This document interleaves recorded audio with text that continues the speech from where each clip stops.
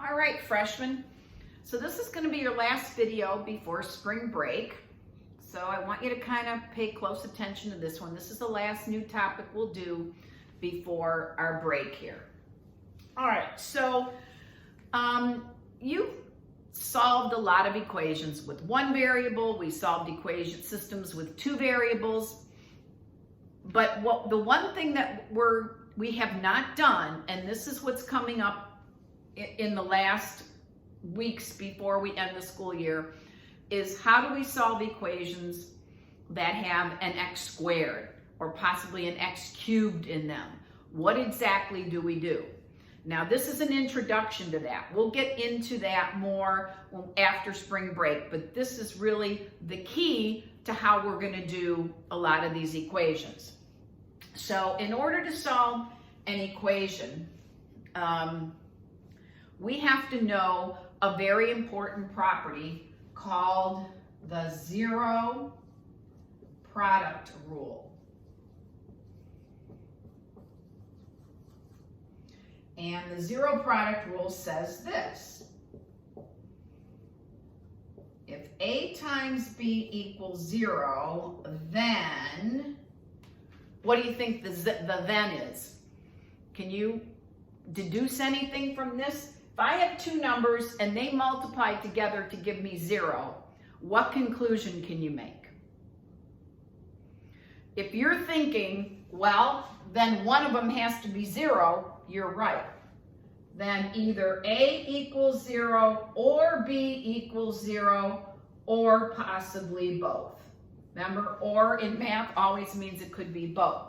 So this is, this might sound trivial, but it's really powerful. This is saying if you multiply actually two or more numbers together and your answer is 0, the only way that can happen is if at least one of the numbers is 0. And I challenge you to think of an exception to that. If I say I'm thinking of 4 numbers and I multiply them together and I get 0, the only possible way that can happen is if at least one of those numbers that you multiply is 0. Now, this rule is actually going to give us a way to solve equations. So I'm going to have to erase this. So hopefully maybe you wrote this in your notes, or you can go back to it and rewatch the video. That's the nice thing. You can put me on pause, go back, look at what I just said, and you don't have to go, "Miss A, what'd you say? Can you repeat that?" You don't have to do that. So here we go. So zero product rule said, if A times B equals 0, then A equals 0 or B equals 0, or both. That's what or means. So what if I have this equation?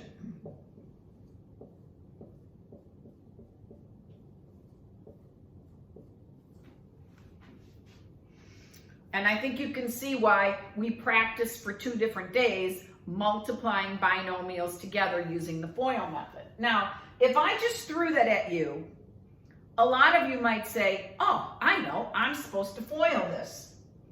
And we would get x squared. The outers would give me positive 5x. The inners would give me negative 3x. That's going to add up to 2x. And then negative 3 times 5 is negative 15.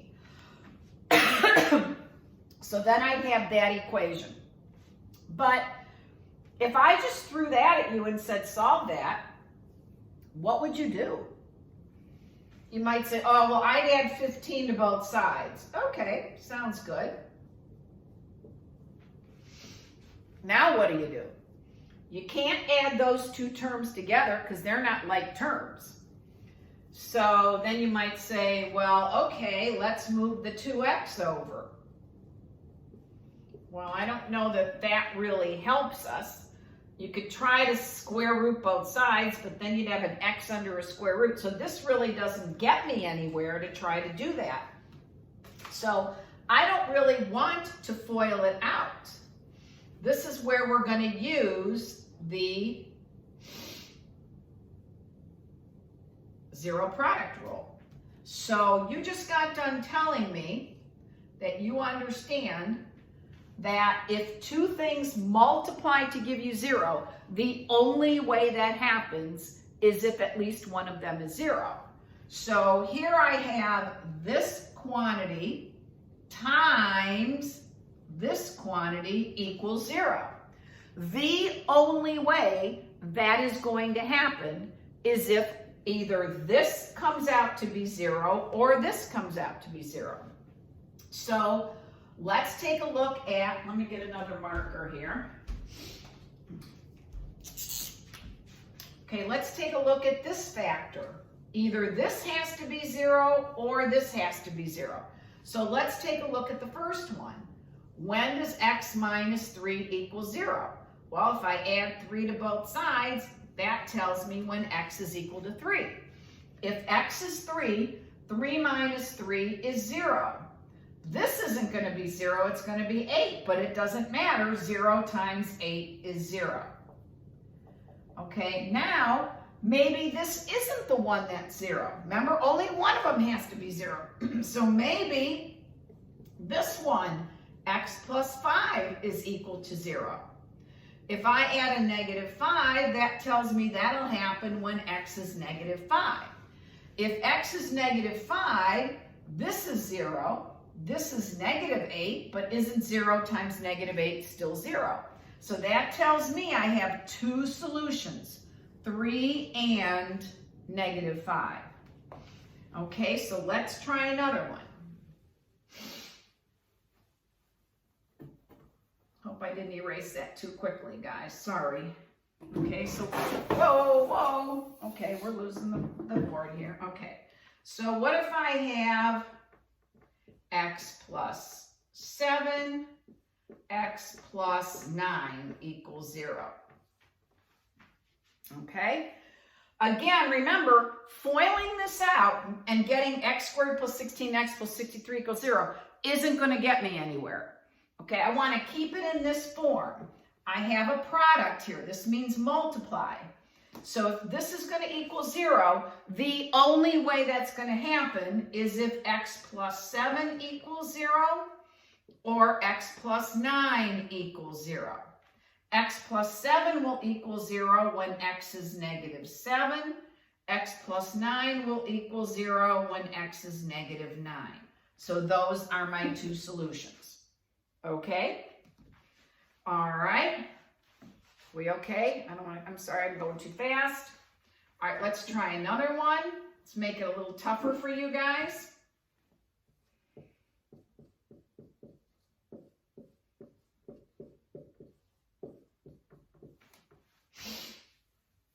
Okay, here I go.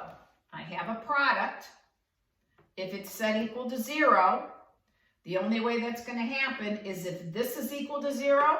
Now, I know those other ones you probably could have figured out in your head what makes them 0, but if you need to, you just need to write this out. I want to know what's going to make this factor equal to 0. So just set it equal to 0. I'm going to add negative 3 to both sides, and then I'm going to divide by 2. So one of my answers is negative 3/2. Or maybe it's this one that equals 0. So I'm going to add an 8 to both sides and then divide by 7. And my other answer is 8/7. So those are my two solutions. Okay, let's do one more. Okay, what if I have this one?